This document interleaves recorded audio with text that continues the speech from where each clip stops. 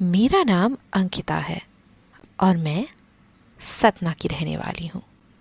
मेरी उम्र 28 साल है और मैं शादीशुदा हूँ।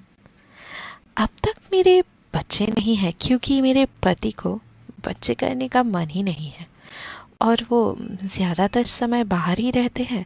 दिखने में मैं गोरी हूँ और मेरी हाइट है 5 फुट 4 इंच। मेरा फिगर 32, 34, 36 है। इससे आप लोगों को अंदाज़ा लग सकता है कि मैं कैसी लगती हूँ।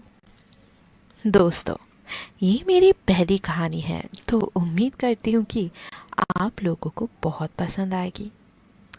अब मैं अपनी कहानी में आती हूँ। मेरे घर में मेरे बाबूजी मतलब ससुर, अम्मा जी, सास और मेरे देवर जी रहते हैं।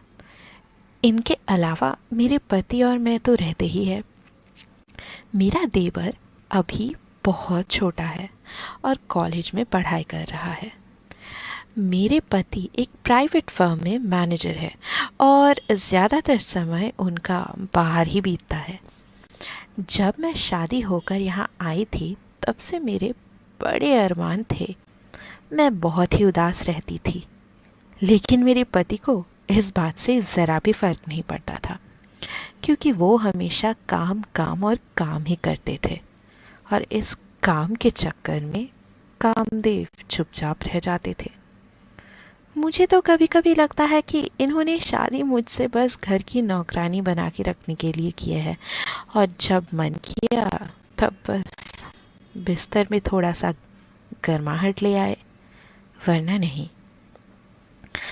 एक दिन की बात है, दोपहर का समय था और बाबूजी और अम्मा कहीं किसी कथा में गए हुए थे। उन लोगों को कीर्तन कथा इन सब चीज़ों का बड़ा शौक था। घर में बस मैं और मेरे देवर मन्नू ही थे। पहले मैं आप लोगों को मन्नू के बारे में बता दूं कि उसकी उम्र है 20 साल। दिखने में काफ़ी हैंडसम है और उसकी शारीरिक बनावट भी बहुत गजब की है।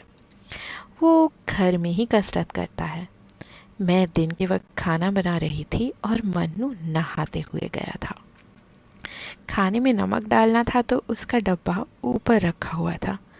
मुझे खुद नहीं पता कि कैसे किसी ने इतने ऊपर रखा हुआ होगा।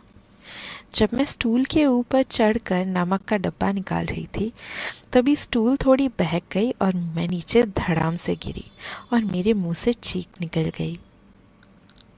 अम्मा हाय, कितना दर्द हो रहा है, मर गई रे, कोई मदद करो मेरी। मन्नू कहा, जल्दी आ रहे हो?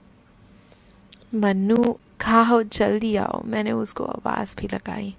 मन्नू भी जल्दी जल्दी में चड्डी पहनना भूल गया शायद और टेबल लपेट कर किचन में आ गया। मन्नू ने मुझे उठाते हुए पूछा, क्या हुआ भाभी?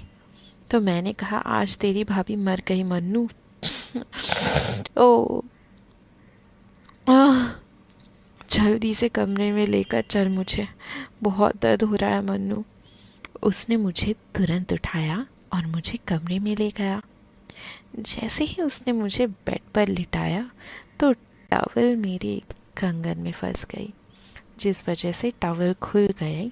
मैंने उसे टॉवल दिया और कहा, ये ले लगा ले, और मुझे हंसी आ गई।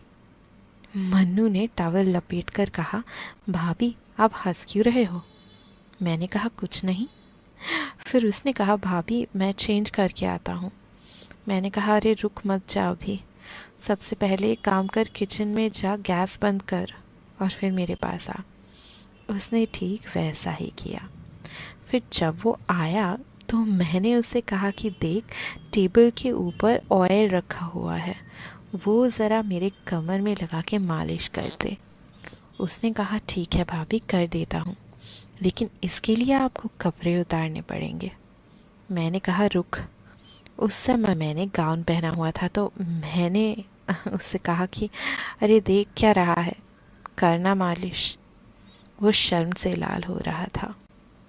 मैंने अपनी नाइटी उतार दी और ब्रा पैंटी में उल्टे होकर लेट गई। वो और भी लाल हो गया तो मैंने उससे कहा, मालिश कर, अभी दर्द हरा है तो कर दे मालिश, दर्द गया तो पता नहीं आगे क्या हो सकता है।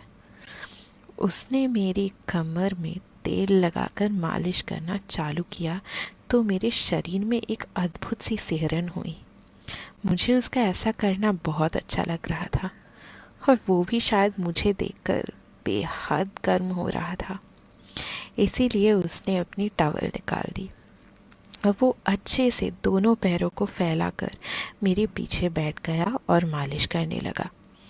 उसके बाद उसने मुझसे कहा, भाभी आपकी पैंटी थोड़ी नीचे करनी पड़ेगी, नहीं तो पैंटी में तेल लगेगा। उस समय मैंने सफ़ेद कलर की पैंटी पहनी हुई थी और सफ़ेद रंग की ब्रा। मैंने कहा, रुक, मैं पूरा ही उतार देती हूँ। मैं बहुत ज़्यादा गर्म हो चुकी थी।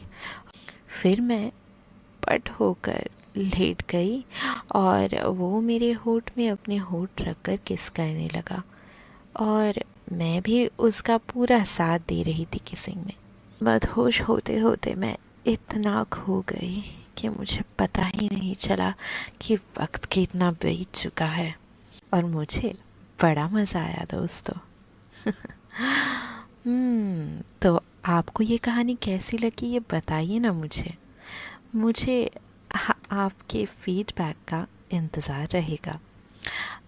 फीडबैक देने के लिए आप कमेंट्स छोड़ सकते हैं मेरे लिए। मुझे बताइए कि मेरी ये कहानी आपको कैसी लगी, कि क्योंकि ये कहानियाँ मुझको इंस्पायर करती है आपके साथ और भी ज़्यादा करीबी बनाए रखने का। कहानियों का ये सिलसिला ऐसे ही जारी रहे, यही तो मेरी दिल की ख्वाहिश है और मुझे मालूम है कि आपकी भी दिली ख्वाहिश उससे कुछ कम नहीं है। तो ऐसे ही मेरी कहानियाँ सुनते रहिए और जितने दिनों तक मैं आपके लिए और भी नई कहानियाँ लेके वापस ना आ जाऊँ, तब तक के लिए दोस्तों दुआओं में याद रखना।